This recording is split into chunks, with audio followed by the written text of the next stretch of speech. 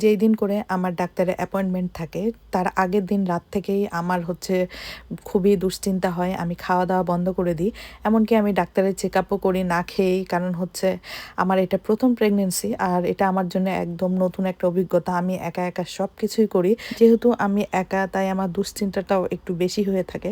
যতক্ষণ না আমি একটা পজিটিভ রিপোর্ট ডাক্তারের কাছ থেকে পাই, ততক্ষণ আমি একটা দানাও মুখে দেই না, এমনকি এক গ্লাস পানিও খাই না।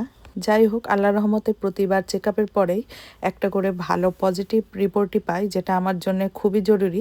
আর এই রিপোর্ট পাওয়ার পর আমার যে কি ভালো লাগে, আর আমার মনে হয় রিপোর্ট ভালো পাওয়ার পরই আমার ক্ষুধা বেড়ে যায়। যেহেতু প্রেগনেন্সি জার্নিটা আমার জন্য সম্পূর্ণ একটা নতুন অভিজ্ঞতা, তাই প্রতিবার আমি উদ্বিগ্ন হয়ে পড়ি, না জানি কি রিপোর্ট আসে, না জানি কি হয়। তো এ পর্যন্ত আমার সব কিছুই ঠিকঠাক আছে একমাত্র আল্লাহর রহমতে।